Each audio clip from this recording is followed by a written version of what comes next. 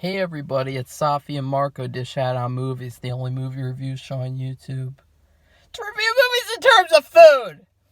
And it's just Marco here once again. I'm here to talk about Tell Me Your Secrets. Tell me your secrets. Season 1, Episode 1. Once I Had a Love. That's the title of the episode. I didn't write the title. I'm proud to say I didn't write the title because it's not a very good title. It's, when I think one thing that is hard is when you have 3 main characters or more, it's hard to come up with titles because usually you have 1 main character or 2. And so it's easier. Like with Breaking Bad, it was easier to do that because you just had the one. But when you have 3 radically different people who are in radically different storylines, it's like, how do you name an episode after that?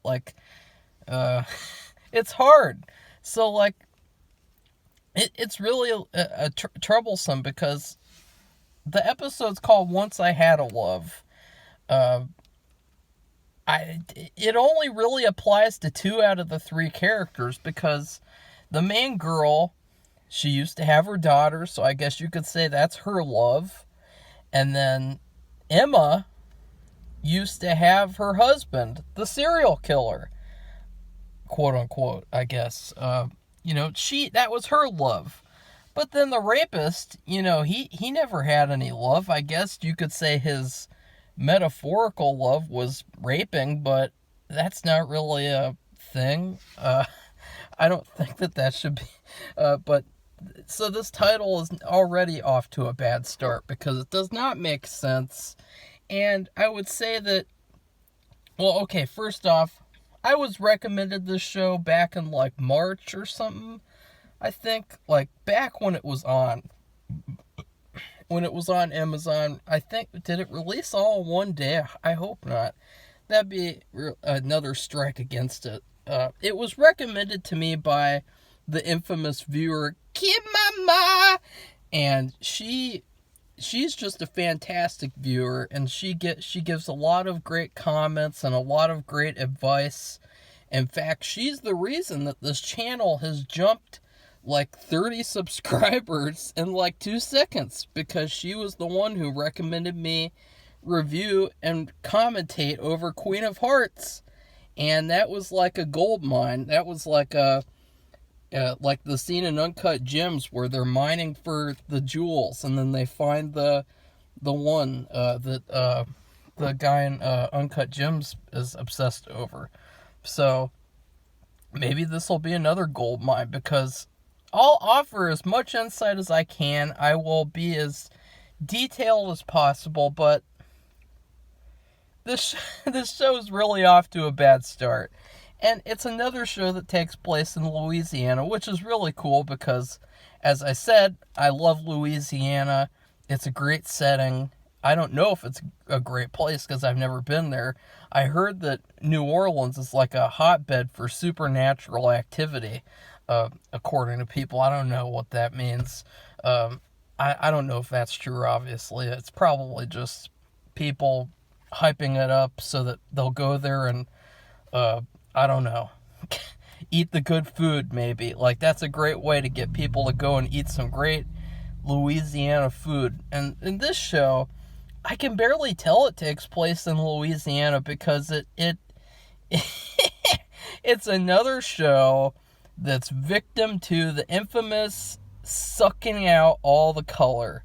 I'm telling you guys, we need to watch out for editors, because there are all these editors in Hollywood and they're depressed. They're sad. Their lives are meaningless. They think the world is ugly and gross. They think, I woke up today and it hurt. It hurt to wake up. It hurt to get out of bed. Oh, I'm a person. I have human parts. I am human. oh, and then they eat food and it's hard to eat food. And then they're like, oh, I gotta go to work now. Oh no. My life, everything, the world, terrible, horror, the horror. And then they go to work to edit films and television. And they're like, okay, I am gonna make movies and TV look exactly how I see the world. And then they suck out all the color from movies and TV. They just suck it out. They just go, just suck out all that color, that beautiful color, those vibrant reds, those yellows, those blues, all gone. Because the editors in Hollywood are very, very sad. And so everything nowadays looks ugly and gross and dumb and dull and ugh, and including this show. And so what I had to do, obviously, is I had to add back in all the color by, boom, pressing that menu, and boom, pressing the color all the way up to 100. And 100 was not nearly enough. This show is very, very lifeless and dull. That's all I have to say about this episode. This was not an impressive first episode. It was a travesty. It was like, you know what it reminded me of? You know how when you get a giant puzzle and then you just dump out all the pieces all over the table and you put them together? That's what this episode was like. It was just like visually just jumping from one story to another without warning and without any explanation. It was just so scattered all over the place, and it was very unenjoyable because of that. And I really hope that the series does not continue to be like that, because it's very dissatisfying to watch something and just like jump. You know, Cloud Atlas did the same thing, but at least in Cloud Atlas, at first, they introduced each story. They said, okay, here's story 1, here's story 2, 3, 4, 5, 6. And then after that, they jumped all over the place. In this show, they just go, whoa, there's that story, there's that story, there's that story. And they just jump all over the place like they're a hyperactive kid jumping all over like they think that they're Spider-Man. And it was very, very weird and not good. And so we got story number 1. It's about this woman, and she is the truest definition of Karen, and she is so like snarky and a wise mouth, and she's very, very unlikable. And her daughter went missing a long time ago, and she is like trying to search for the truth. And there's a serial killer and his wife, and they might have been responsible. That's her story.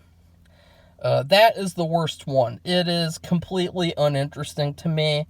I don't care. I don't like her. I don't think that she's a good actress. I don't think she's a good character. Trash. And then you got Emma. Emma is the best one. She is the best actress out of the main ones. She is the wife of the serial killer, and she's in witness protection. And it's about her and her living there and trying to hide and trying to entertain herself, I guess. Sorry, excuse me. I don't mean to do that. That's what I think of this show, though. That's what I always say. Whenever I do that, I'll just use that. It's like a get out of jail free card. Like, ugh. Oh, that's what I think of this show. Like, it's easy. It's easy. It's so easy. It's a hall pass. And so I actually like her story, kinda, and I definitely like her a lot as an actress. I thought that she was a standout, and, you know, honestly, watching her made me want to give the episode a higher grade because she was a good actress. As for her character, though, she's kind of like, it's like her character's really kind of dull. Kind of like a plank of wood. I mean, all the characters are basically planks of wood with a little tiny designs here and there. And then we have the third story, which is barely even touched on in this episode. And there's this former rapist named John. And oh boy, John was like, I used to be the boogeyman. Now I am well. I am John. How are you?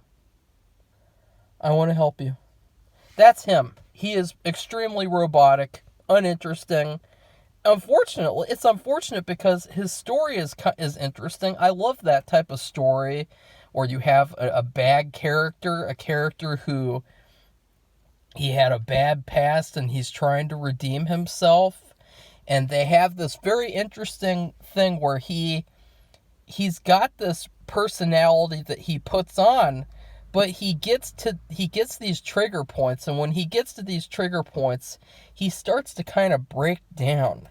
And so I really like that like there's this character with like different personalities, almost like the person he's playing isn't even his person because he's like trying to put on this fake persona. I really like that too. It's just unfortunate that the actor is like, hey, I am John. I'm going to help you find out what happened to girls. I am trying to help the world. I'm trying to save the world. And it's like, no, you're not, buddy. You're really not convincing. You're like I don't know. You don't need to be like that to be serious. That's not... Nobody talks like that. I mean, I don't understand when actors act so robotic like that, like Captain Feminazi Marvel. Nobody acts like that. Like, unless you're an alien, like you're an actual alien, that would be a good choice to act robotic to show you're not human. But if you're just like a guy like John's in his 40s. And he's a guy as far as I know. I don't know if he's an alien or not. Maybe it's like in Fargo, and he's like a secret alien character or something. Like, if that would actually be good. I would like that. That would be a great story. But these stories are really not that interesting. They're really like been there, done that type of stories. And so this episode was pretty boring. It was pretty like overdramatic, dull, lifeless. There was these really funny parts too. And one second, I gotta turn the car on because the phone is overheating.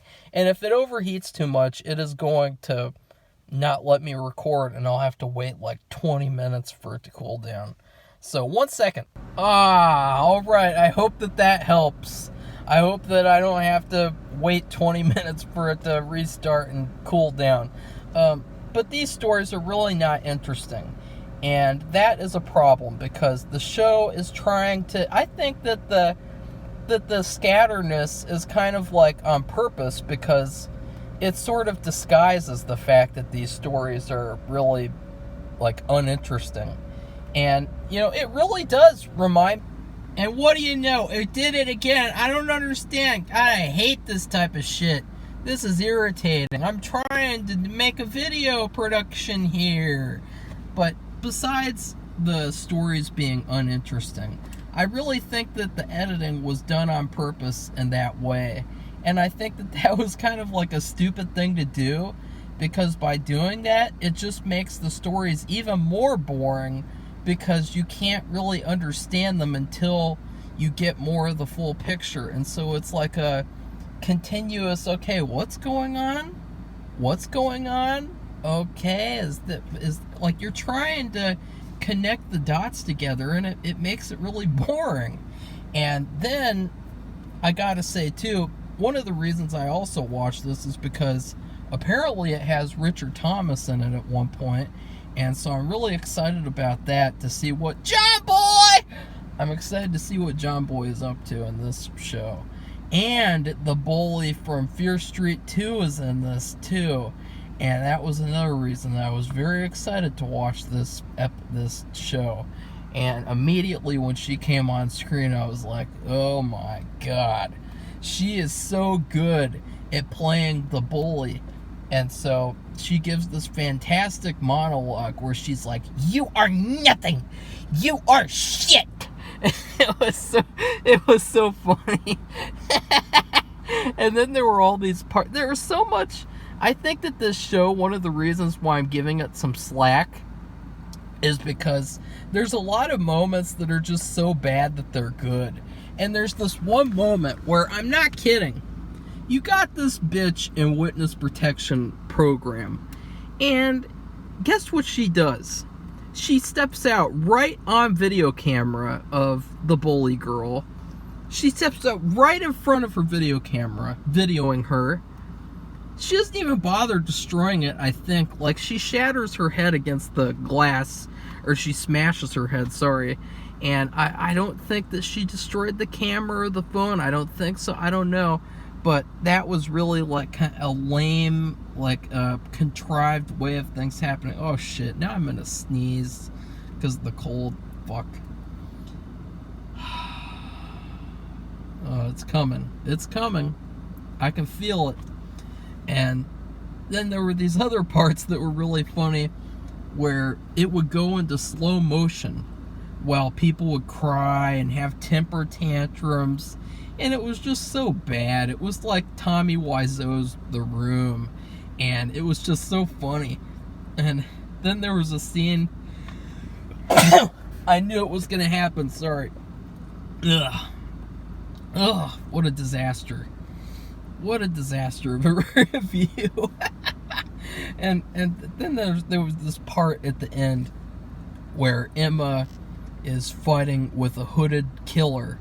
I guess a killer, I don't know yet. And it goes into slow motion, and it's choppy slow motion. And so it literally looked like Revenge of Godzilla, if you've ever seen that movie, where the little kid is fighting up against the bullies, and it's like, and it's like this horrible, choppy slow motion. It's just so bad. I mean, why did they do that? It does not look good at all. It does not heighten drama. It does not do anything besides make the show laughable and make it like, okay, this is stupid. Let's turn on something good.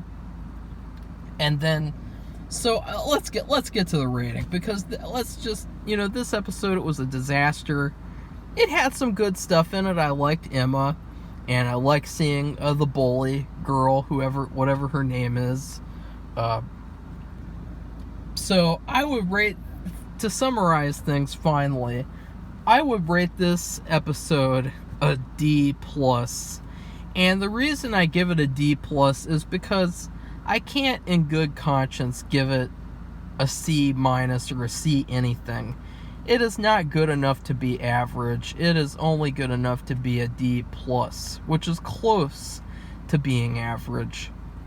And to compare it to food, I gotta say, it reminds me a lot of like when you have heavy food and you're eating it, and then you let it slide down your throat, and it's just taking forever to slide down there, and then it like weighs heavy on you and makes you feel like really full, and like, that's what this show is like. It is like a very uncomfortable sort of heavy type of food that you just don't like to eat because it's a pain. It's like gruel. It's like a big bowl of gruel. And all the people in the show, they look like gruel because of the depressed editors. So I really hope the editors get some help and support so that they can stop making movies and television look like complete shit. So if you like this video, please give it a thumbs up, comment, tell me what you thought of Tell Me Your Secrets, Season 1, Episode 1, Once I Had a Love! And then subscribe to our channel for more Tell Me Your Secrets reviews, because I will be learning all the secrets and reviewing all the secrets. What if the secrets are bad? Like, has anyone ever thought about that? Like, what if the secrets that are like the mysteries in this show, what if they turn out to be like really stupid? Oh yeah, And this show already got off on the bad start because it has Ethelreda Pearl Smutney from Fargo season 4, and you know how bad she is. She is like the female equivalent of the rapist, where she's like, "Hey, I am Ethelreda. Will you be my friend? I need some friends. You told me you were my friend." And that's her the whole episode. And I did not really enjoy that. I was like, oh god, I'm going to have to suffer through this terrible acting. Anyways, that's it. That's all I can think of. Goodbye, everybody. See you soon.